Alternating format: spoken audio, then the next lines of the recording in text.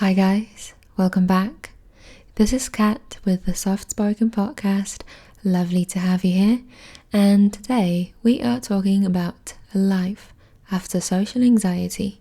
But before we start, as always, thank you for your donations and for keeping this channel alive. Highly appreciated. If you find my work valuable and would like to help me out, there is a PayPal donation link in the comments. So without any further ado, let's begin. And where do I even begin? I've said this before and I will say it again. Everything happens for a reason. If you've known me for a while, you know I've been a science enthusiast, to put it mildly. I was the peer review or get the fuck out kind of person. But these days I believe in woo more and more. No coincidences, and really the only reason why I am well now is because I started this entire mental health thing, and otherwise I would not have read emails from people with social anxiety, and I wouldn't have known I'm more than just ridiculously shy. So thank you so much. My case was pretty severe. I felt uneasy in pretty much every social situation you can imagine, to the point of avoiding them entirely. My therapy was CBT, cognitive behavioral therapy. I have an entire series and so many other videos about social anxiety where I hone in on those details, so there's probably no point in repeating what I've already said. I will link those videos in the comments. What I want to talk about today is life after social anxiety and what it has been like. And it's been wonderful. It just feels so great to be able to be a person and just live without having to prepare yourself before you go out. You don't have to stand in front of the mirror for 2 hours and just practice what you're going to say, even if you just want to order at a restaurant. So the other day, I live in London now, and the other day I went to Snappy Snaps to develop a film, and it hit me that this doesn't make me feel anxious in the slightest. Back when I moved to London, all of my first times were still not easy and fully anxiety-free. There was this weird undercurrent of dread I experienced in social situations of all sorts. But since I had gone through the cognitive part of therapy, I found the courage to step out of my comfort zone. I cannot do that without mental preparation. I mean, you can put yourself out there, do things that make you feel incredibly uncomfortable, but it probably will not be enough. It won't work if you don't analyze your condition first, if you don't figure out where it comes from and what's causing it. You'll just keep feeling discomfort every single time. And I know getting therapy is not always easy, but if you can, if you have an opportunity, just go. But also, you need to realize it takes time. I know some people think that a year every week might be a lot. But, some cases are so severe, they just require that. Take me, for example. I went to about 50 sessions and I still was not fully cured. It took lots of preparation and then months of work in the real world on my own. And the funny thing I realized very recently is that you do the behavioral part of the therapy without being aware of it. It takes years to reverse years. I've already said that you cannot undo an entire childhood in a few weeks. So you start off by analyzing your condition theoretically in therapy. That's the cognitive part. And technically speaking, the behavioral part is going to be mental health exercises that your therapist will slowly ask you to try, and all of that is fine. That's great, wonderful. But the real behavioral part is when therapy ends. So you feel as though you're not exactly sure whether it helped at all, maybe a bit, but not as much as you thought it would. And then you carry on with your life. And the same activities still might seem terrifying, but they are terrifying just a tiny bit less, just enough to go out there and try them. So you do it. You make yourself go out. And it turns out that all the catastrophic prophecies of yours did not happen. Quite the opposite. It was kind of okay. So you do it again, go out again, and it's fine again. So you do it more and more and more until the underlying constant sense of dread completely dissipates.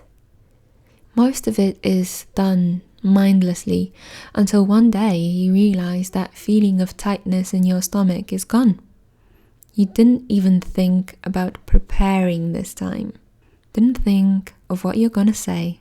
All of this could happen a week after therapy, could happen a year or 2 years after therapy, like in my case. It took a long time. Now, moving on to some questions that you guys asked on my Instagram. Number 1, what to do on a daily basis to keep this state of mind? My advice would be to not shut yourself in the house for too long. You need to be exposed continually to your potential triggers so that it doesn't sneak back in. The anxiety does not seep back in. Most times, life will be fine and you'll receive further confirmations from the world, from the universe, that most of your fears are irrational. Sometimes you'll fail, or rather, the people you meet along the way will turn out to be dickheads. What works best for me in those moments is being mindful of all the irrational thoughts coming up, and at this point I'm so good at it. I can pretty much catch any signs of anxiety the moment it arises. I observe the thought, identify it, whether it's mind reading or black or white thinking or any other of the cognitive distortions that I did mention in my previous social anxiety series, so please do check them out. I literally tell myself, okay, this is, let's say, mind reading. There is no way for me to know what that person thinks, so I am going to stop those anxious thoughts of mine now. This calms me down, and the more you practice being mindful of cognitive distortions, the easier it is to catch them next time. And actually, these help with being a better human generally, not just for socially anxious people, so do check them out. Question number 2, what are you most happy about that you are able to do now that you were not able to do previously? I think being able to finally use English to the full extent. I cannot even begin to explain how annoying it was to know that I can speak the language well, but I am unable to use it in a real life conversation because stress makes me forget everything. I also love being able to make phone calls without preparing myself beforehand. Now, if I need something, I just call. It makes life so much easier. It helps deal with life faster because you just make an instant phone call instead of trying to get around it through email or Googling the information you need for hours and hours. Now, dealing with bureaucracy is amazing as well. Obviously a move to a different country requires making phone calls and going to meetings in a different language. Now, I've been doing all of that recently. It's all going quite smoothly. I went to get my national insurance number a few days ago. Felt a bit of stress when I got there, but I made sure I did not get into my usual mental preparation. and you probably know how that works. You just try and plan the conversation ahead, try and figure out what the person will say, what you will have to say, and with no planning at all, it went great. I do have to admit, British people are always so incredibly polite and nice and helpful, and you just can feel there's no judgment involved. And last but not least, my favorite thing is just being able to hang out with people, the entertainment bit, like friendships, love life, all of that stuff, especially when you come to a new city. You usually need to start from scratch, right? And being able to socialize in a new, enormous city saves you intense feelings of loneliness. And I think it's incredibly important to not just stay stuck home alone because somehow you feel alienated much, much quicker in a new place. Oh, and one last silly thing. I am a beer person. I really love beer, drinking beer. And even last January, a year ago, I was scared to order pints at the bar. Obviously, having the courage to do that is very important in the UK. It's a beer country. And now I just walk up to the bar and I can easily order even a very cheeky pint around 1 p.m. without worrying about potential judgment. Question number 3, can you talk more about the physical symptoms of social anxiety? I have a video about physical symptoms and how they are a part of that vicious circle, so I don't want to repeat myself, but I used to get the obvious, like sweating, blushing, shaky voice, feeling hot, and the fact that I knew I was experiencing them and the other person could kind of tell made me even more self-conscious, so the symptoms would get worse and worse and worse. Question number 4 is about having social anxiety and being an online person. Now, I've answered this question so many times in so many videos.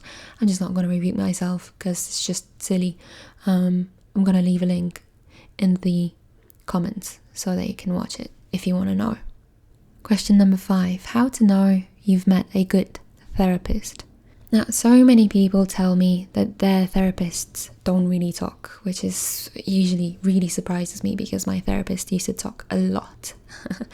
Well, I think that if you feel comfortable enough to speak, that's a good sign. And this is going to be a personal opinion, but I think that you need enough trust in you to fully open up.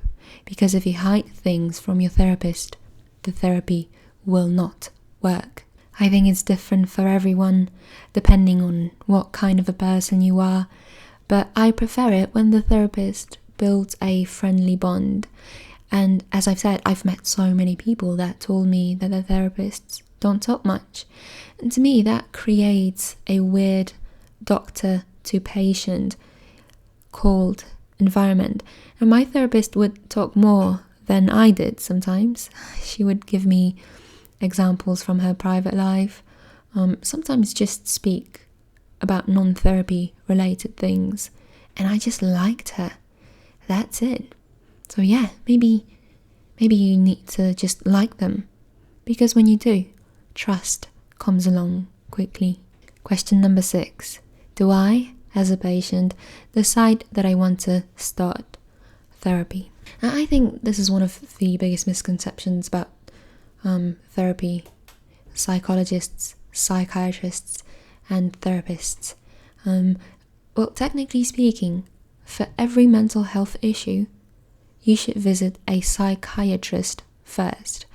Now, they are the pill people, so to speak. They decide with you whether you need medication or not, and most probably will tell you whether, in their opinion, you need therapy. And then you go see a therapist, and it's just up to you whether you want to stay or not. No one can make you stay, obviously. Question number 7, have you ever thought you've beaten it, and then it takes control again, out of nowhere? That happened to me a lot early on. Now that I've made so much progress, I only get little bouts of anxiety, but I'm never fully pulled back. I never have to start from scratch. I got that a lot with my abandonment issues, anxiety.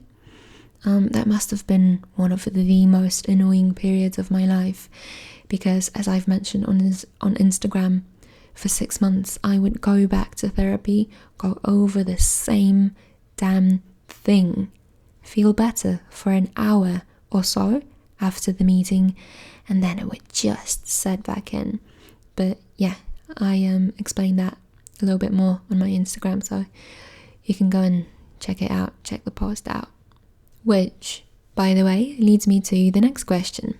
Did you ever feel like there is something fundamentally wrong with you, and no matter what you do, it can never be as easy for you as others? And yes, I did. Of course I did. Not so much for social anxiety, because since I've done so much research, I knew there were people out there dealing with issues way worse than mine. But the abandonment issues that kept returning made me feel as though I'd never get out of it.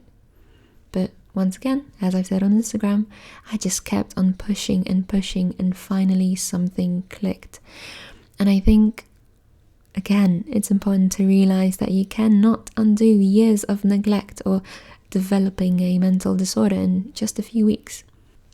And last question, how do you feel about all these people opening up to you about their mental health problems? Isn't it a bit overwhelming at times? It used to be, because I tried to answer to everyone.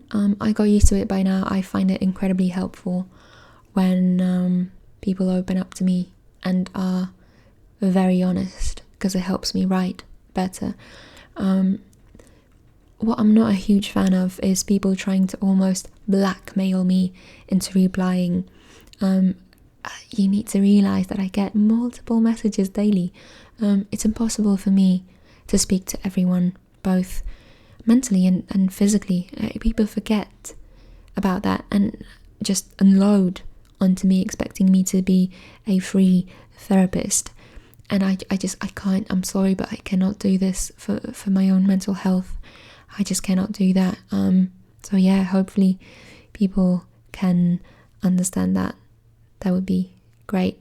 It's not like I'm ignoring you on purpose because I'm a horrible person. I just cannot reply to everyone because I don't have enough time in the day. I need to make money to pay the rent, sadly. So yeah, I think that's pretty much it for this episode. I hope you've enjoyed it. Thank you for listening, and I will see you or hear you or speak to you very soon. Good night.